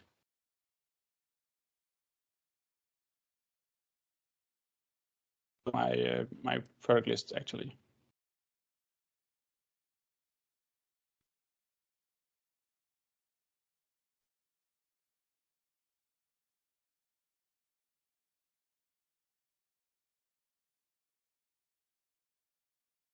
Default test, we don't need that. And then I have an image. What you will see it will do is when I run this, it will take this segment, this list that I created, and it will report it for all values in the data set. So in this case, it will report it. We will repeat it for all products in this data set. And because it's doing just that, you can ignore these parameters for now. Because it's doing that, it will no,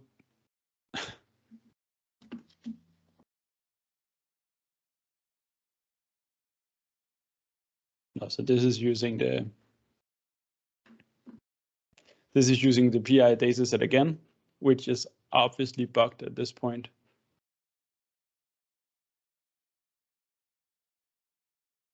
Anyway, rectangle, body, okay. Quickly doing it just so you can see how it works. Make a new list. Copy these elements into the list. And deleting everything else.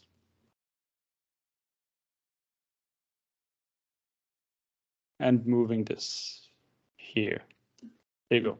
And I run it. And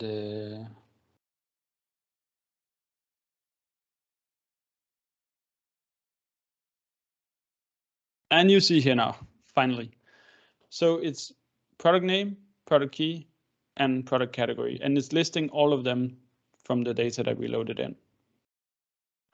So it's this repeating list, and it's become even more powerful if you have visual stuff like, for example, the image, which we can take in here. Nope, we need to insert that as an actual image. There you go. And this is a database image. It's using the field large photo, and it is of JPEG file. It's just something I know for this one. And maybe we want a bit of a buffer down here. And we run it again. And you can see we now have no image available, but you see something with description and some content like an image, and something just like a border. A border at the bottom would do a lot to help, because this list is being repeated. So the border at the bottom of the list is now also being repeated, and suddenly we have this neat list of products and their image. And we could also add stuff to this, like sales numbers or stuff like that. So that was a list, and I hope you were able to follow along even with all the hiccups. I don't know if you were able to do something similar from the Power BI dataset you have. Yeah, so far so good. Great. I can see we are running a bit short on time, so I'm going to speed up the last process. I want to at least talk about parameters and a table, but we may skip the visualizations because those are kind of intuitive. So I think I'm comfortable with you exploring this on your own. So let's move on to parameters. Probably one of the most important parts of the paginated reports, apart from the data itself. So parameters are these dynamic filters that can populate even back to the data set. So let's say we want to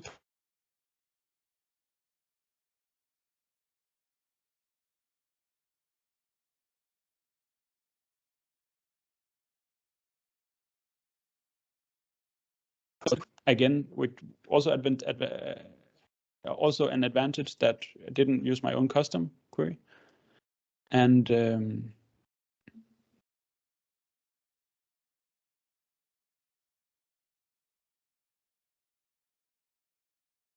where is it again? Add a filter down here. So instead of adding the product category and subcategory name to the fields, I actually want them as a filter instead. So I add filter here, not that one.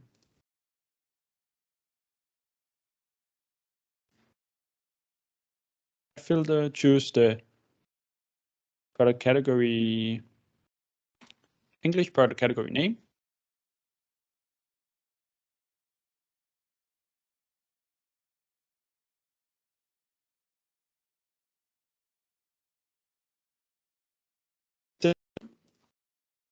And we don't need to put in a value. We can do it if we want to have a default, but it's not necessary. I click on parameter for both of them, which means that the code that will be updated will now have added these as dynamic parameters. And you can see this always by the @ sign, signaling that it is a parameter. This means that this parameter is actually injected into the call to your SQL data, your SQL database, meaning that whatever the user chooses, the SQL database is only prompted for that exact filtered data and not everything else. So very important for efficiency and also makes the report run faster for the user, and it saves data load, CPU on your and memory on your database. Good. And you can see here, because I clicked the parameter inside the dataset, it added them automatically to the query, but it also actually did something behind the scenes. It added them as parameters here as well. And it also created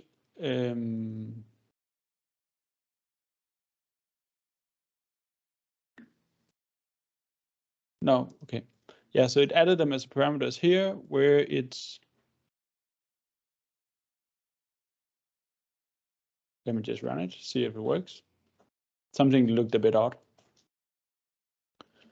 I can write bikes, I can write road bikes. This is not exactly what I want, but let's see if it works. And now I only got road bikes back, but we don't want to leave it up to the user to choose this. I mean, that's not the best. That's not the best user interface.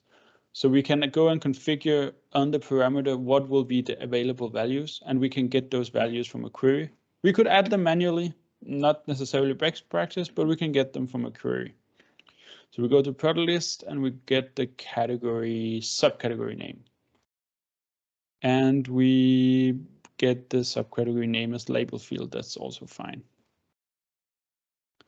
Yep, and we do the same for the other one. And I have a slight hunch that this won't work, but then there's something else we need to do first.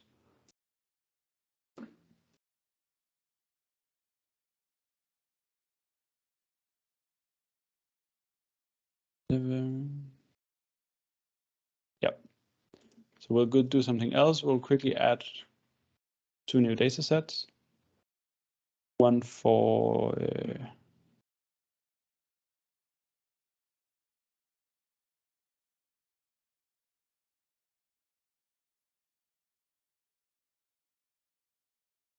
one for the product category. And we need just these 2 for that. And we call it product. We'll just call it category. And then another. We call it category. Pick the subcategory.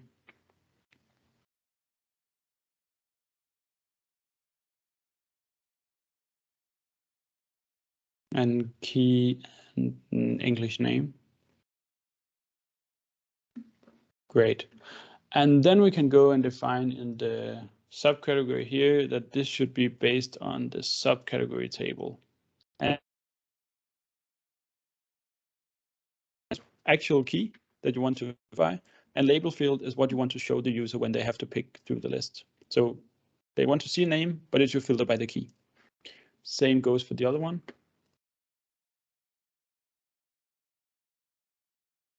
Value field key and name as label. Okay,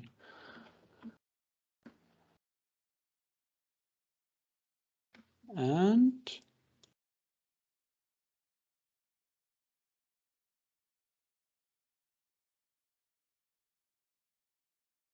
since I'm actually filtering by the keys here, these should have been keys as well.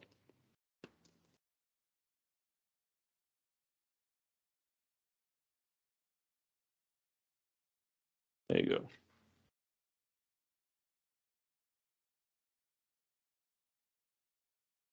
And it generated these two. You can move them up here if you would like to. And you can now check again, available values, category,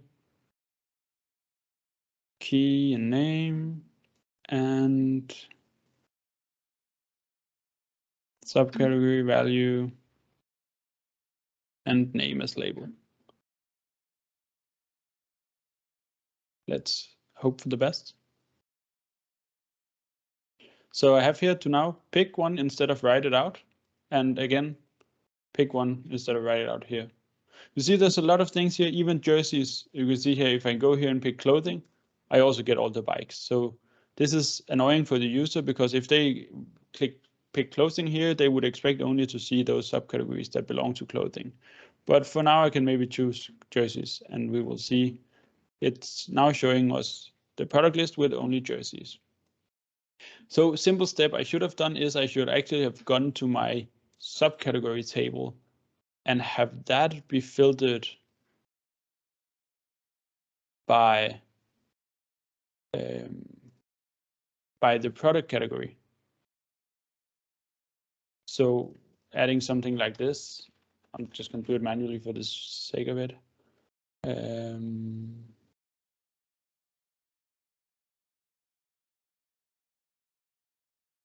No. Here.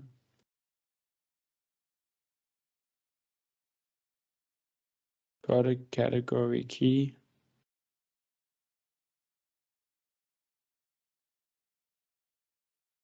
Should be equal to parameter.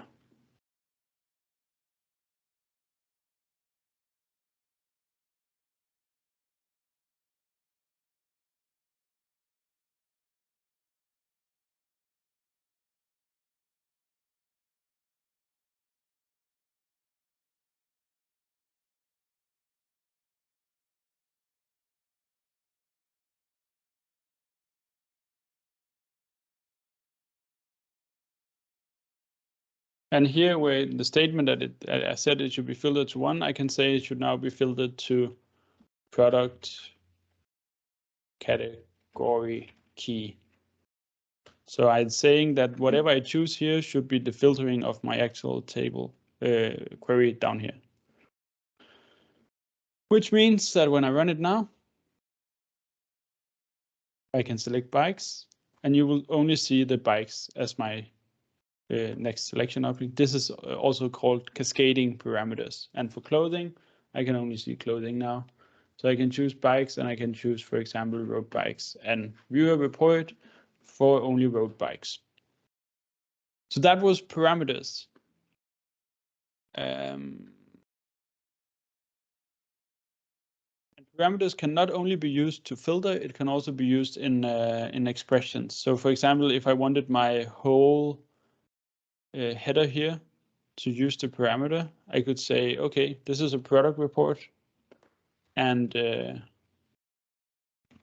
after this, it's giving us some information about what it's reporting about. So we could take the parameters here and say category we add here. And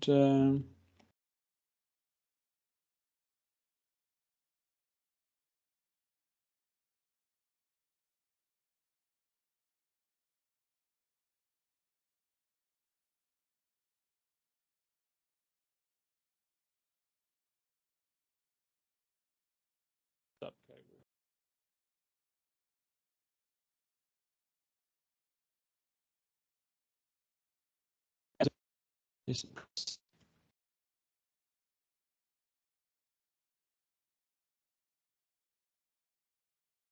I don't think it is.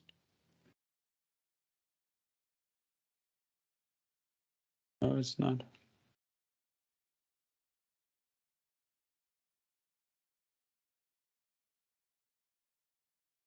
So we'll just drop and run. And you'll see now I pick bikes and I pick road bikes. And when I view the report, it's going to say, oh, it's giving me the keys, not the names. Okay. So either way,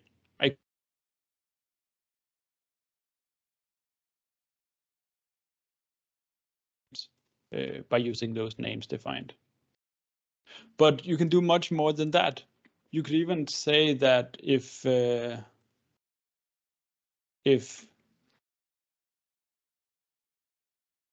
for any element in your report, if something with the data, for example, if the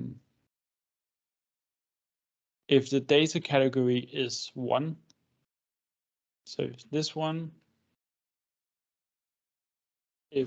one equals 1, then the width should be 5, otherwise it should be 1, or let it make it extreme and say 15, otherwise 1, which now means that based on what I choose in my category, the report layout is actually going to change. So if I pick bikes, which was number 1, it does not seem much different to me, actually.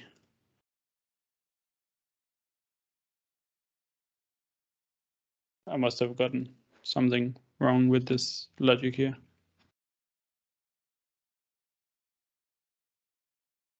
We'll try something else. We'll go do a background color dynamically. So if the parameter is 1, then we do a background that is green. Otherwise, we do one that is dark green.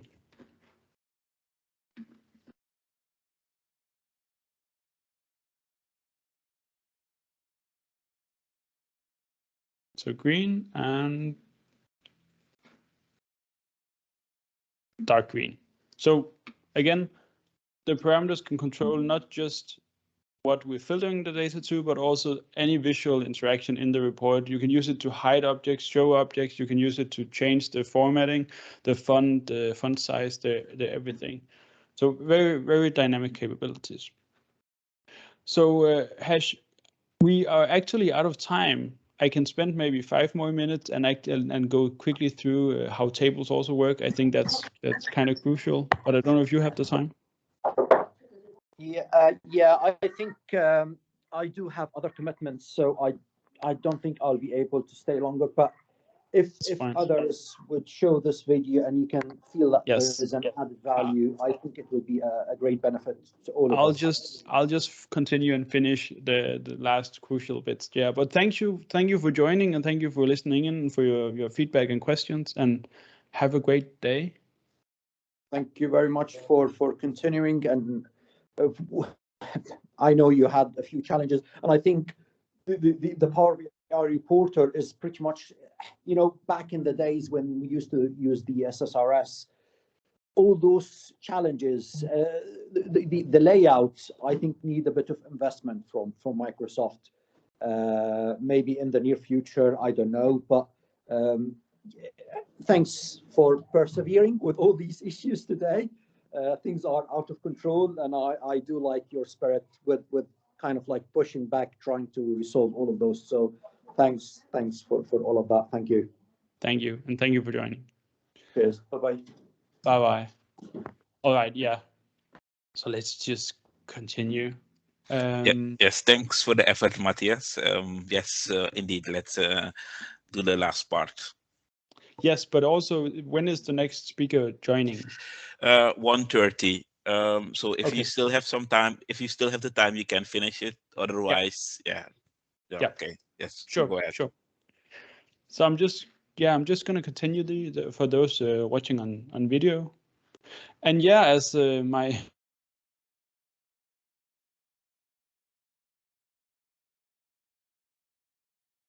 there are some complexity where things can act weird, but it is this trade-off between it's highly flexible, so you can have it do a lot of stuff, But you can also have it do a lot of stuff that will break it. And sometimes you just need to take that step back and work through, okay, what is this weird thing going on? And I think we are all used to doing that in Power BI also with DAX code. But it's just the more working with it, it becomes easier to troubleshoot stuff like this. But let's move on to tables, or tablix as they're actually called.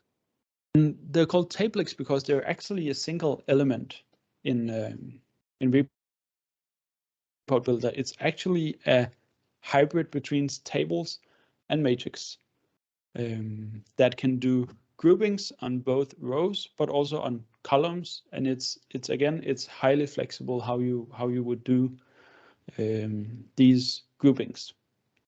So what I would like to go through here is an example of how to set up one of these tables, providing like a sales report of the products we've worked with also so far, and then touch upon this important aggregation issue of why you want to use the native query builder, because it helps us push back some of the aggregations back to the data model we are working with, back to the SQL database that we are working on, instead of having faulty totals. And finally, I'm going to give a quick tip of how you can have a header, repeater, or multiple pages, because that's one of the most common beginner problems that you are facing, that when your table spans more than one page, you suddenly lose your header values, and the setting for changing this is kind of obscured and hidden. So we'll go through that as well. Right.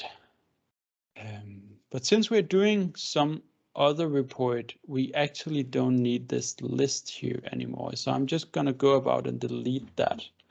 And I would be happy to keep the parameters for category and subcategory. I think those make sense for another report as well. And the data set here I can reuse, because most of the info is something that I would like to keep having, but I also want some more. So I'm just going to go and add some more. And for that, we need the Power BI data set. So I'm very curious if that will work now.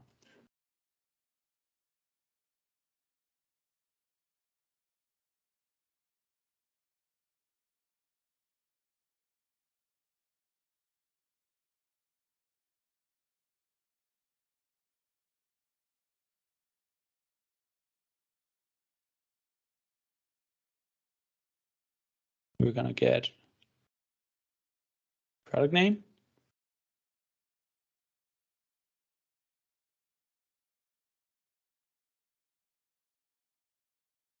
we're going to get category, checking if they're working now. That's 6. That's whatever. Now there is something with this data model, but hopefully it can work with the what's it called?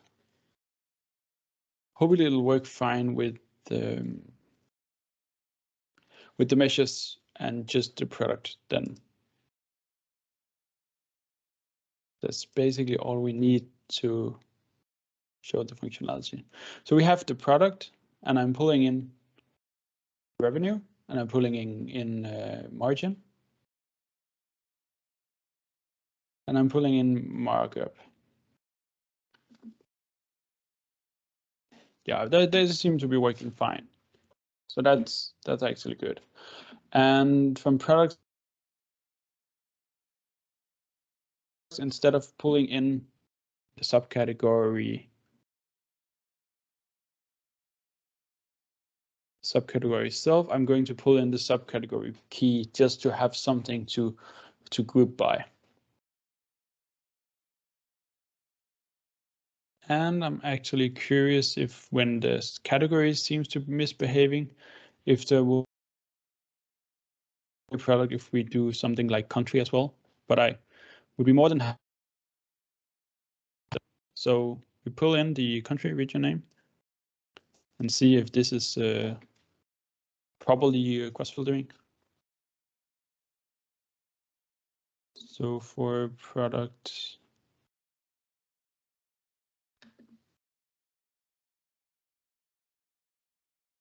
so for mountain tire, top tube, and to test it, just gonna filter on one of the products equal to, we'll just pick one. That's all we need. There you go. No rows found, of course. That's a good sign actually. But let's pick something that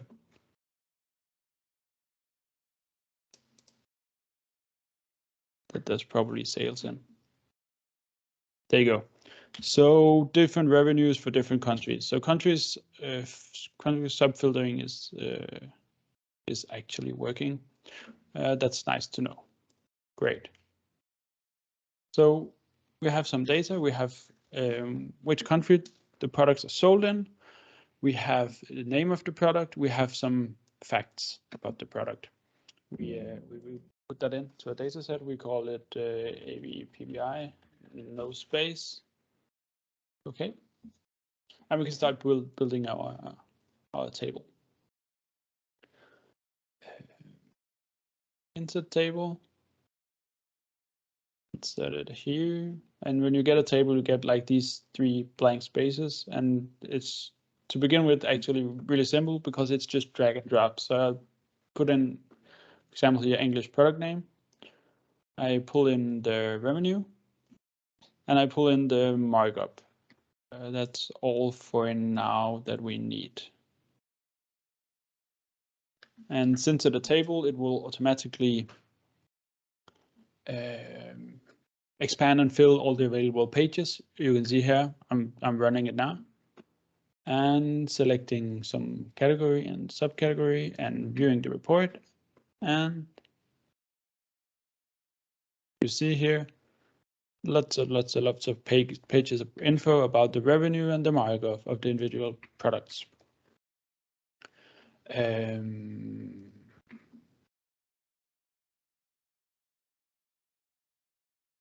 Actually want to format it a bit because the markup here, you can see here, you can format it. That's actually a percentage, and the revenue is a number, and I would like the $sign. It's a currency, and I would like 1000 separator. Good, and hopefully it looks a bit better. Actually, I'm just gonna remove these parameters just to make it run a bit faster.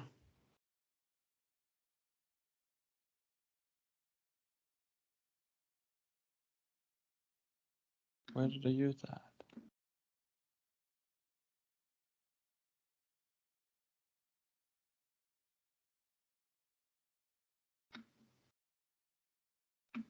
There you go.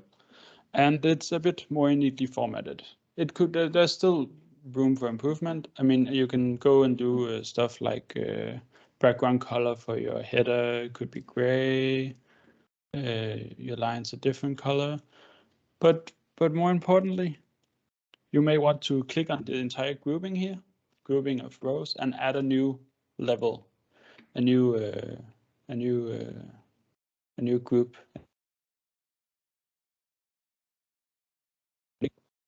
And I want to group by exactly here, country name.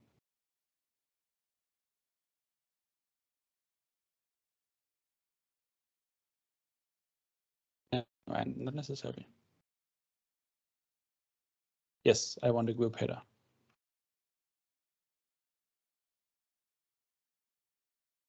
So I have here a header with the country and then the rows from that country. You can see when I run it. So we have Australia here, and then we have the information from Australia and Canada and so on and so on. And you can even go and add here an expression.